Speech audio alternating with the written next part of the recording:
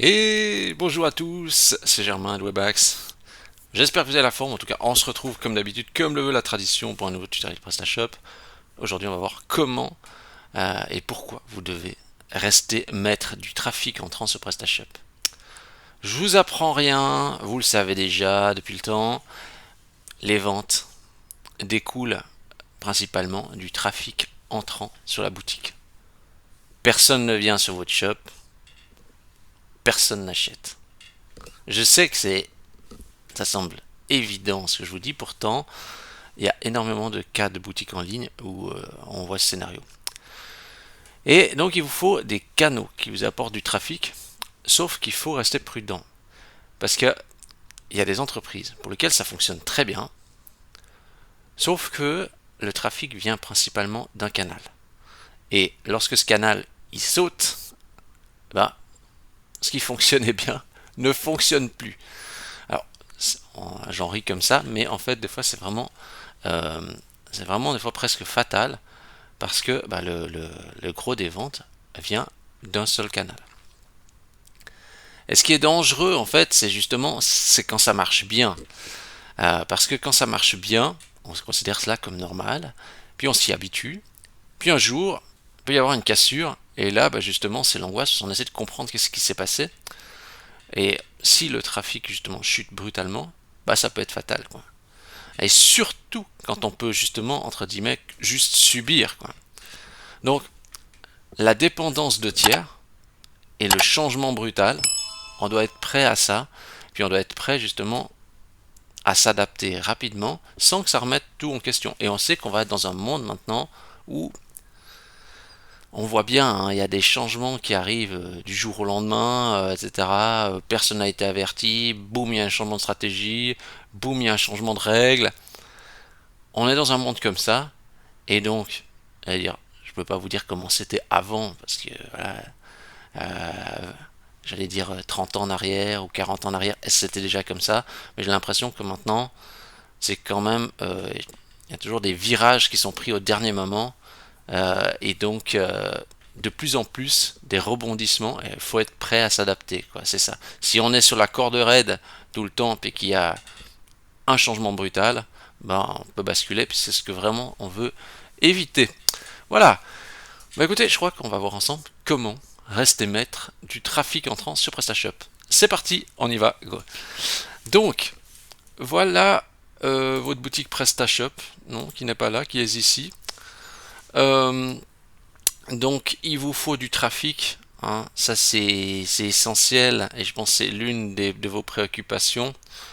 Pas chez tout le monde, hein, parce qu'il y a beaucoup de gens qui s'intéressent surtout au côté esthétique à faire bien, qui est important aussi, hein. Mais le fond vraiment le plus important, c'est toujours faire venir les gens, quoi. Une boutique sans personne, ça sert à rien, quoi. Et souvent, les gens ils perdent beaucoup de temps. J'allais dire, c'est le syndrome carte de visite, hein. On passe du temps à customiser sa carte de visite dans tous les sens, etc. Puis bon, bah, finalement, à quoi ça sert? Euh, Pas à grand chose, quoi. Euh, donc, vraiment, gardez en tête que le trafic est la chose la plus importante.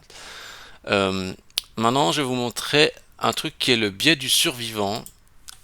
Vous allez me dire, mais qu'est-ce que le biais du survivant? Qu'est-ce que ça vient faire ça là-dedans?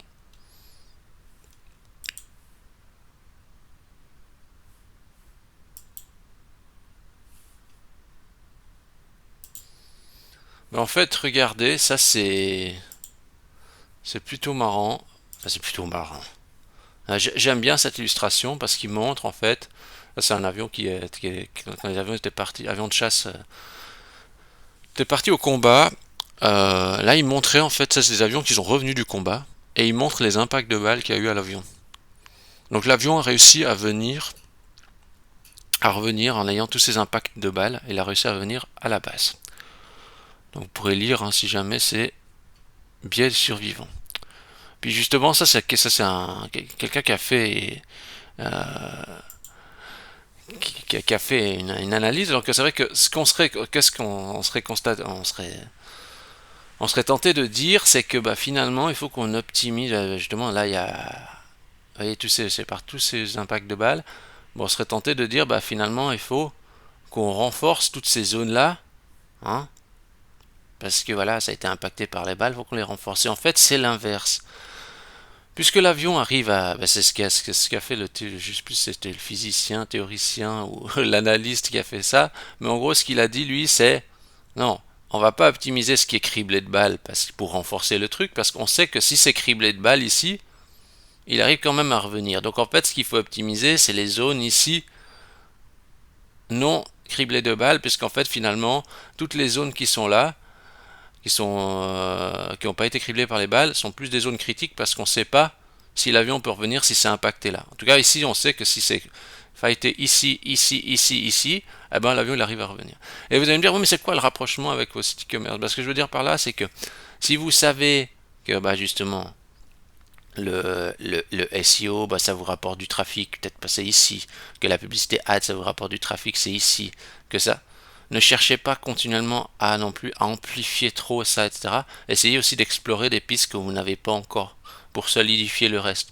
C'est ça que je veux dire. C'est la diversification, c'est aussi dans les zones que vous n'avez pas encore explorées. Donc plutôt que de trop insister sur des zones où vous avez déjà bien fait le tour, cherchez à diversifier pour équilibrer le risque. C'est ça. Donc, moi je vais vous montrer maintenant source de trafic.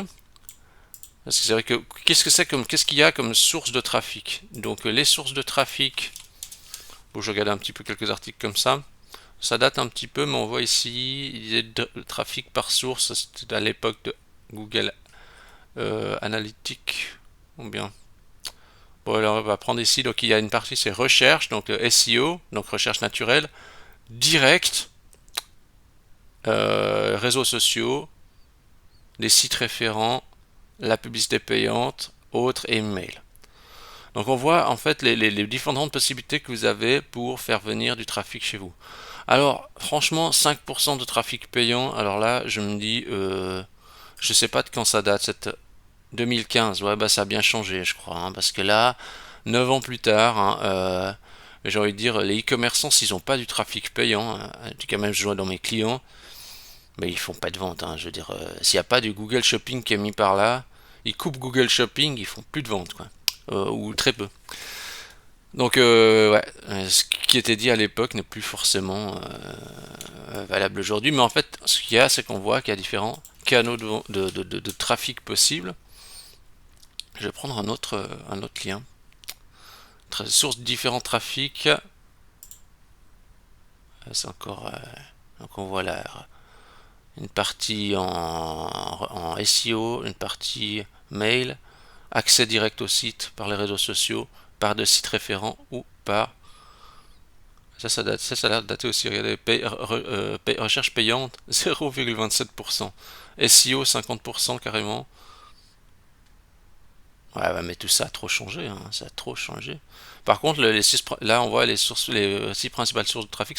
Le principe reste tout à fait là. Accès direct, site référent, donc les sites qui pointent vers le vôtre, des mails, réseaux sociaux, trafic payant et résultats naturels. J'aime bien ça parce que c'est vrai que, je dirais,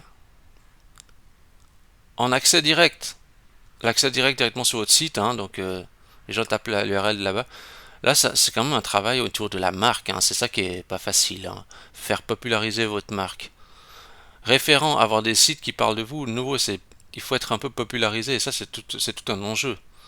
Et souvent, bah, c'est vrai que déjà être popularisé auprès d'autres sites, c'est un truc qui est pas fait par les commerçants, très peu.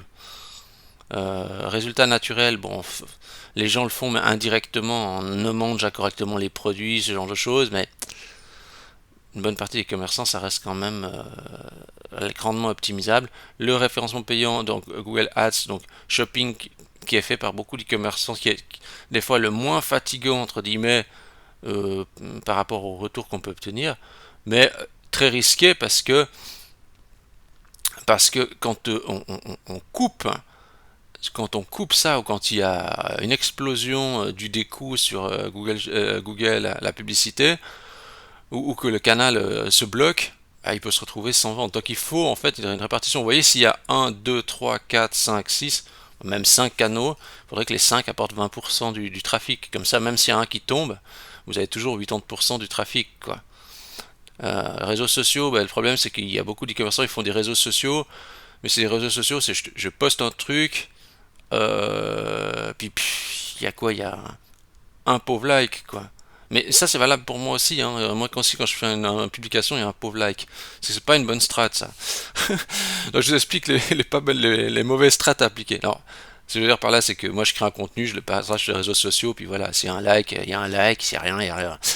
Mais si vous voulez une stratégie un peu solide, en fait, concrètement, même par le biais des réseaux sociaux, je pense qu'aujourd'hui, c'est plus simple d'essayer de, plus intelligent, je veux dire, d'essayer de passer par des influenceurs qui vont populariser ce que vous êtes en train de faire ou votre produit, plutôt que d'essayer de vous-même vous populariser, parce que là, c'est vraiment le début de la fin, quoi.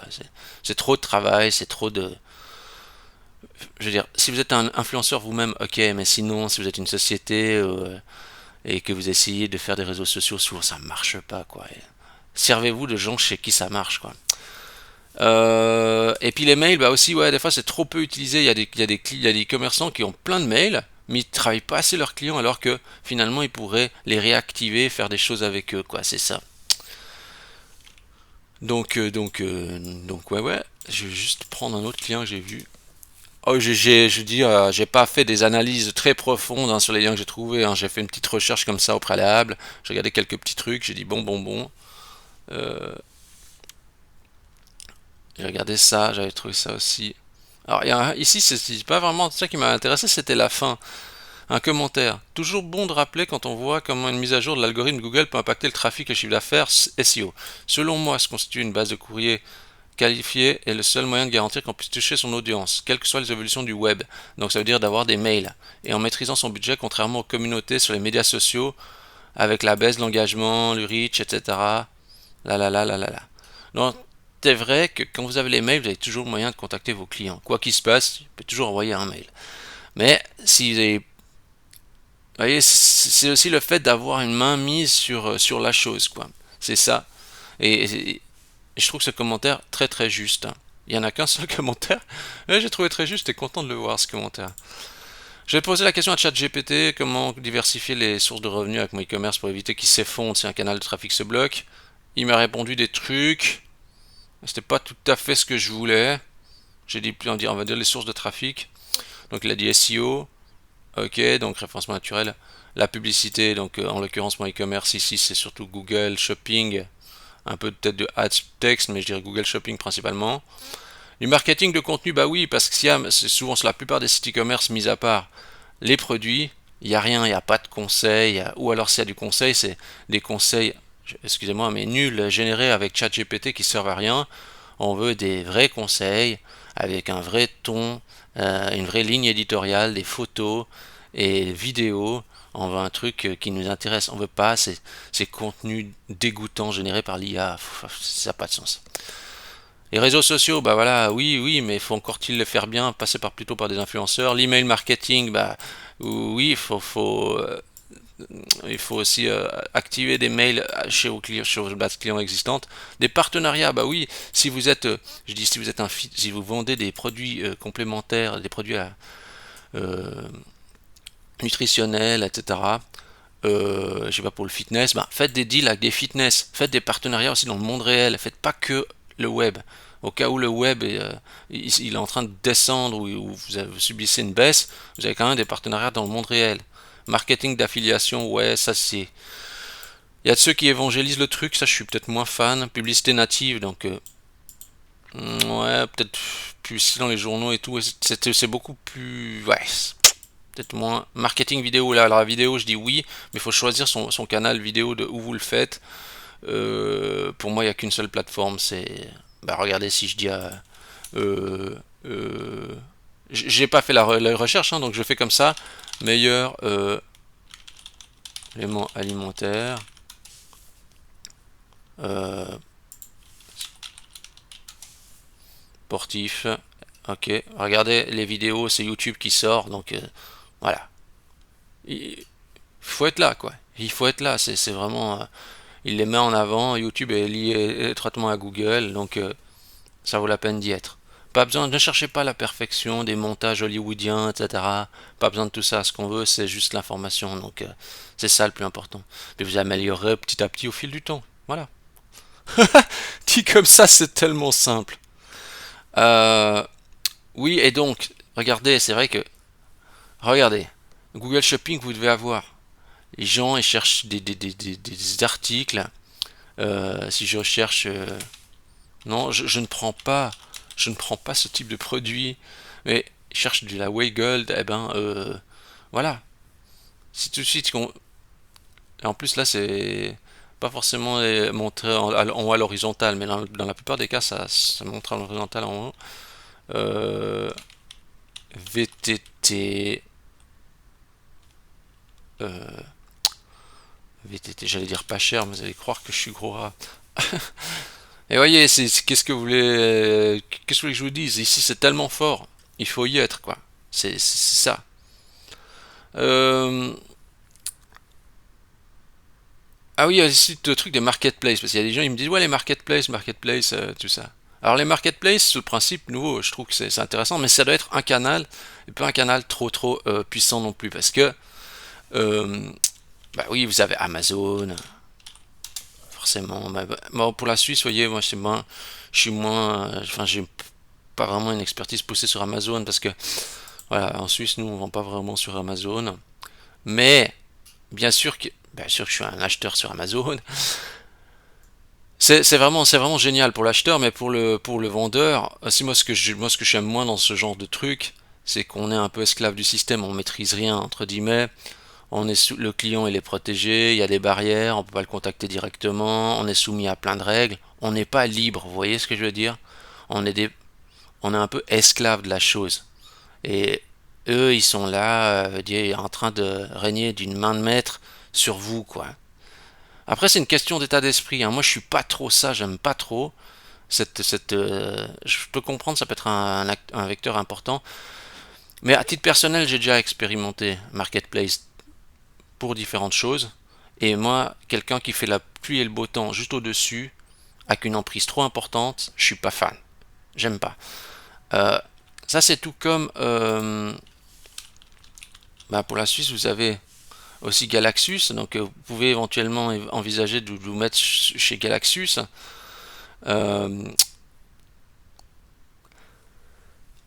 qui est une des grosses marketplaces de, de, de Suisse. D'ailleurs, à ce sujet, juste pour vous montrer, il y a beaucoup de Français qui lisent, qui regardent les articles, mais aussi des Suisses. Regardez la croissance de Galaxus. Regardez comme ils ont boosté là. Ils font combien? 2744 millions. Ah, mais je crois que même ils écrit là, ils écrit combien ils disaient je crois qu'ils font pour atteindre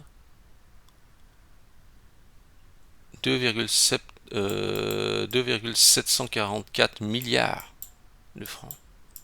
Ah ouais, non mais c'est un truc de fou. Après voilà, est-ce que vous voulez être sur Galaxus? Pourquoi pas, mais voilà, ils ont une barrière à l'entrée aussi élevée.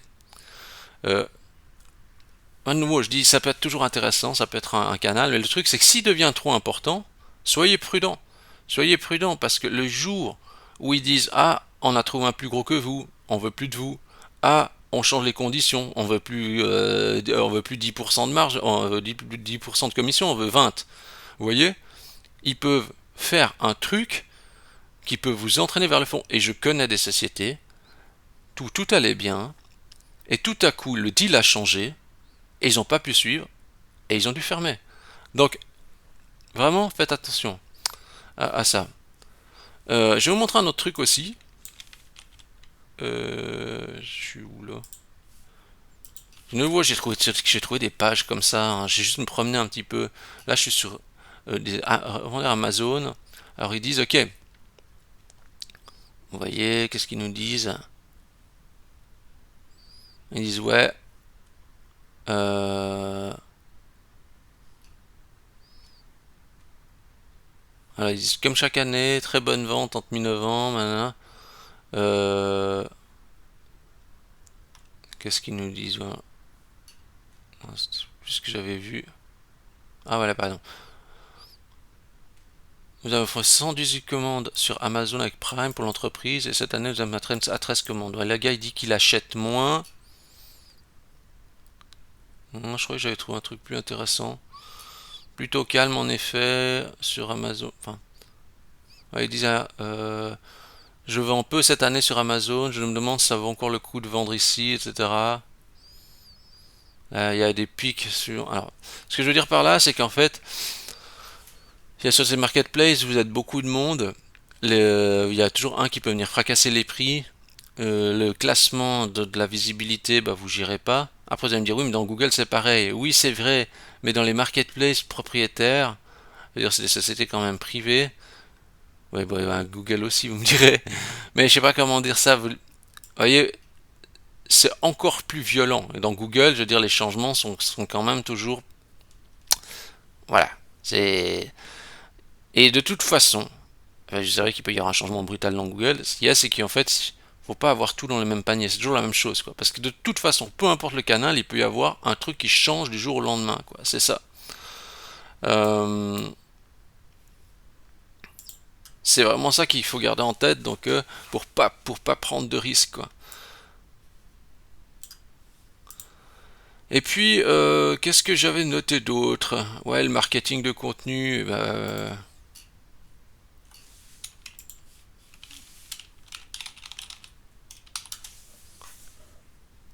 vous voyez, c'est nouveau, c'est les meilleurs VTT, des classements, etc. Il y a trop d'e-commerçants où ils font pas, il n'y a pas de test, où il y a pas de contenu qui va avec, etc. Euh, Vous avez le droit de pas faire de contenu, mais il y a plein de choses que les consommateurs ils aimeraient bien avoir.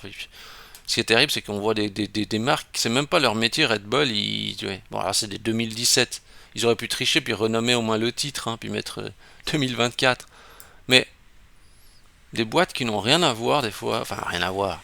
C'est pas leur métier principal, ils font ça mieux que ceux qui vendent des vélos, quoi. C'est ça qui est fou. Voilà. Après, si vous me dites Decathlon, oui, c'est sûr, Decathlon font très bien leur travail, hein. Mais je veux dire, ils font mieux que des petites structures. Après, les petites structures, ils peuvent pas non plus tout faire, hein, on est bien d'accord, hein. Donc, voilà. Moi, je pense que j'ai fait un peu le tour, et je pense que vous avez bien compris les enjeux de tout ça. Vous avez vu les différentes sources, etc.